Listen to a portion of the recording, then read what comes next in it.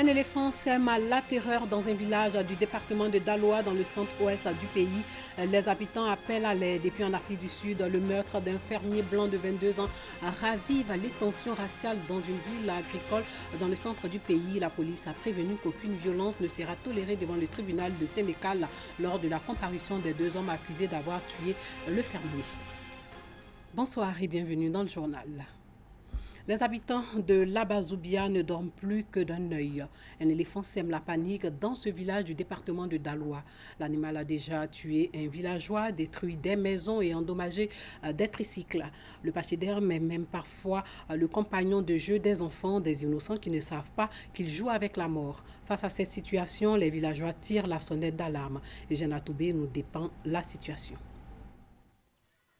Depuis plusieurs mois, les populations de l'Abazoubia, à proximité de Boguédia, chef-lieu de sous-préfecture dans le département d'Issia, région de Haut-Sassandra, ont reçu dans leur village des étrangers pas du tout ordinaires. Ce sont deux éléphants. Sur cette vidéo prise sur téléphone portable, un des pachydermes est devenu pour les enfants du village un compagnon de jeu. Chaque rencontre est spectacle et ils sont nombreux qui prennent plaisir et immortaliser ce moment, mais un éléphant, ça trompe énormément. Abdul Pisteur, travaillant pour le compte de la coopérative Fraternité de Haut-Sassandra à Boguédia, au cours d'un de ses déplacements borchant pour la recherche de cacao, l'a appris à ses dépens. Témoignage. À son arrivée, ils ont croisé l'éléphant sur les lieux où se trouve le cacao frais. Le temps de manipuler le véhicule pour pouvoir stationner et récupérer le produit, les phares de la moto sont tombés sur l'éléphant qui était à quelques mètres du produit. Donc, pris de peur, ils ont pris la fuite, laissant la moto sur les lieux. Donc, l'éléphant, ayant entendu le bruit de la moto, hostile au bruit, est venu récupérer le véhicule et a traîné sur une longueur d'à peu près 1 kilomètre. Il a mis le véhicule totalement en épave. C'est une moto qui nous a été offerte il y a une semaine. Je sais qu'il y a un éléphant dans la zone, mais je ne sais pas qu'on peut aller le trouver là. Si je savais même qu'il était dans le coin même là, vraiment il n'est pas parti. Parce qu'il a fait plusieurs dégâts. Voici ce qui reste du tricycle après la rencontre du pisteur avec l'éléphant. L'engin est aujourd'hui inutilisable, œuvre du pachyderme. Une grande peine et de la tristesse pour la coopérative ECAV Copca qui avait reçu le tricycle comme prix récompensant la meilleure coopérative agricole de la région du Haut-Sassandra. C'était à l'occasion des Journées nationales du cacao et du chocolat 2020 à Yamoussoukro. En cette campagne Café-Cacao 2020, où s'exprime la joie des acteurs de cette filière, les producteurs de la zone où sévissent les deux éléphants sont en alerte maximale. L'éléphant vient à chaque fois, bon, cacao, comme banane, manioc, ça dit qu'il gâte tout ça. Même présentement, on est en train d'accueillir cacao. Quand il dépose le cacao au champ, il vient prendre. Nous souhaiterons que le gouvernement vienne chercher cet animal pour envoyer dans un lieu où il serait plus à l'aise pour éviter ces accidents à chaque fois. Selon des témoignages de villageois confirmés après enquête de terrain par un agent de la sous-préfecture de Boguédia, on estime à une douzaine le nombre de motos et tricycles que l'éléphant a endommagés. Également à sa charge, plusieurs maisons détruites dans les campagnes alentours et un homme tué à l'Abazoubia. Dans le village, les habitants dont les maisons jouxtent les plantations de cacao, de café et de véa vivent tous les soirs dans la hantise de l'apparition du pachyderme. Le sous-préfet lui dit il a appelé le chef des eaux forêts, le dégât qu'il fait ici. Il a tout écrit pour les donner. Les femmes même ont peur de lui. Une fois il se dirige vers eux, elles tous s'enfuient. Ce jour même, elles n'ont pas le temps de travailler. Sinon pour dire, bon, il va voir les voies et puis les faire du mal. Non, il ne fait pas du mal. Mais eux ont peur de ça. Comme il a commencé à détruire maintenant les maisons, voilà pourquoi nous-mêmes on a peur maintenant. Bien que comptable de plusieurs dégâts et de la mort d'un homme, l'éléphant, dont on ne sait la provenance, est jugé peu dangereux. Dans le village, on se plaît même à justifier chacun de ses méfaits. Le souhait des populations est que les autorités forestières lui trouvent un site d'accueil, quand bien même il s'est accommodé à son nouvel environnement. Deux villages à nous désormais avec le développement Anyama, Adjamé et Awabo dans la commune d'Anyama. Les voies de ces deux villages étaient impraticables. À Nid de Poule et autres crevasses étaient le cauchemar des usagers. Fort heureusement, c'est aujourd'hui un vieux souvenir. Ils ont des routes bitumées maintenant. D'où la visite des élus locaux pour une visite de terrain. Clément Boko. Les nids de poules et autres difficultés d'accès aux villages d'Anyama, Adjamé et Awabo dans la commune d'Anyama ne sont plus que de vieux souvenirs. Les voies d'accès à ces villages sont en cours de bitumage au grand bonheur des populations. Par le passé, nous avions beaucoup de problèmes, surtout en temps de pluie, pour accéder à notre village. Ces souvenirs douloureux commencent à s'estomper. Parce que hier, moi-même, je suis arrivé au village. J'ai vu l'état de la nouvelle route. Nous n'avons plus d'inquiétude. C'est un travail qui est bien fait. À quelques jours de la livraison des ouvrages, les élus locaux font une visite de terrain pour voir l'état d'avancement des travaux. Avant-hier, c'était les deux usines de cacao. Ensuite, c'est le stade, le plus grand stade d'Afrique de l'Ouest. Et aujourd'hui, nous venons de voir, dans une semaine, avant les élections présidentielles, ce chantier sera livré à la population d'Anyama, Adjamé et Awabo. Piloté par le district d'Abidjan, le projet de bitumage des voiries d'accès à Anyama, Adjamé et Awabo viennent désenclaver ces deux villages de la commune d'Anyama. Les travailleurs de la filière banane, eux, broient du noir. Ils dénoncent de difficiles conditions de travail. Regroupés au sein de la Fédération des syndicats des travailleurs de la banane, ils appellent à la suppression du salaire minimum agricole. Ils l'ont signifié lors d'une conférence de presse à la Bourse du Travail dans la commune de Treichville. Clément Boko. Les travailleurs du secteur de la banane d'essai en Côte d'Ivoire sont dans une précarité telle que si le consommateur s'en rend compte, pourrait boycotter le produit. Cette précarité se traduit par de mauvaises conditions de vie et de travail. Le travail commence chaque jour dès 5h15 avec le départ des cargos jusqu'à 22h avec seulement 30 minutes à 1 heure de pause. Ce qui fait au total 16 heures de travail par jour.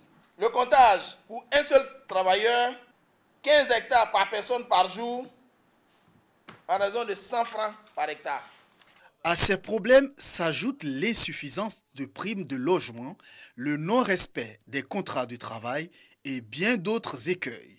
En clair, si la filière banane se porte bien, ce n'est pas le cas pour les travailleurs selon la Fédération des syndicats des travailleurs de la banane qui plaide pour de meilleures conditions de travail.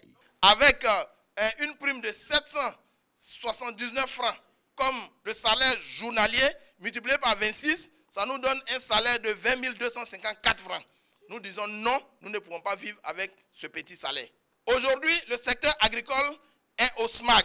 Nous demandons que l'ensemble des travailleurs en Côte d'Ivoire soient tous au même niveau, à 60 000 francs, c'est-à-dire le SMIC en Côte d'Ivoire pour tous les travailleurs. La FESTRABAN, Fédération des syndicats des travailleurs de la banane, a vu le jour en août 2009 et regroupe plusieurs syndicats issus de 12 entreprises, soit plus de 25 000 travailleurs.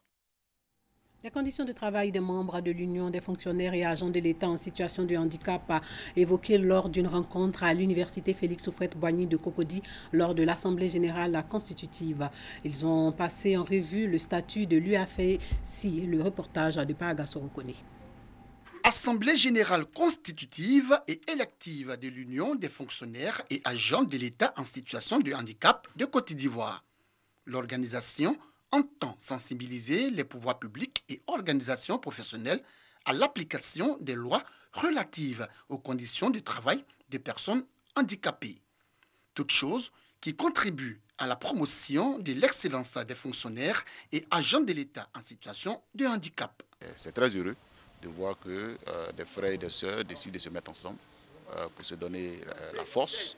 Et puis certainement dans le partage des expériences, dans le plaidoyer, les autorités comprendront que cette frange de la population a besoin que ses conditions de travail soient améliorées pour que ces personnes contribuent efficacement au développement donc, de notre pays.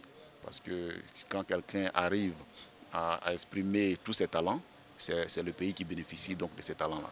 Le président de l'UFAICI est élu pour un mandat de 3 ans renouvelable une fois. En cas de dissolution de l'Union des fonctionnaires et agents de l'État en situation de handicap, ces fonds et biens seront versés à une œuvre de bienfaisance désignée par l'Assemblée générale pour la réalisation d'une œuvre sociale. Des femmes exerçant dans divers secteurs d'activité de la région de Gbeke ont été primées. Elles sont 10 et ont reçu cette distinction dans le cadre des 48 heures de valorisation du potentiel féminin de la région de Gbeke. Jenny Bawatara nous en dit un peu plus. Elles sont les lauréates de la 2e édition des 48 heures de valorisation du potentiel féminin de la région de Gbeke. Une compétition qui met aux prises des femmes entreprenantes et battantes qui exercent dans divers secteurs d'activité, notamment la restauration, l'agriculture, le commerce, la transformation de vivriers et l'artisanat. Sur 41 candidates, le jury a porté son choix sur ces 10 femmes battantes dans 10 secteurs d'activité. Elles ont reçu leur prix au cours d'une cérémonie au marché de Gros à Boaké. Dans la même veine, 2 prix spéciaux ont été décernés à la femme handicapée battante et à une pionnière. Je dis merci à Dieu. J'ai été même surprise parce que je ne m'attendais pas à ça. Aujourd'hui, je dis à toutes celles qui ont postulé, qui n'ont pas eu de prix, de ne pas se décourager. Que l'année prochaine, elles peuvent avoir un prix. Cette compétition est une initiative d'une entreprise de communication à Boaké. Selon les organisateurs, il s'agit de promouvoir l'entrepreneuriat féminin. C'est de montrer qu'il y a des potentialités à l'intérieur du pays. C'est de montrer qu'il y a des femmes qui se battent jour et nuit et qu'on ne connaît pas. Et donc nous leur donnons cette opportunité-là de savoir que l'entourage les regarde. Les autorités présentes à cette cérémonie de distinction encouragent l'initiative et exhortent les femmes à la persévérance. Il faut toujours entreprendre quelque chose avec le courage. Il faut être déterminé pour ce que tu entreprends, pour que tu réussis. Qu'elle persévère parce qu'aujourd'hui c'est elle qu'on célèbre. Mais il faut que, à partir de cette célébration, plus de monde soit entraîné dans cette mouvance positive. Il faut être beaucoup déterminé parce qu'il y a beaucoup d'obstacles dans l'initiative privée. Dans toute la vie, il y a des hauts, il y a des bas.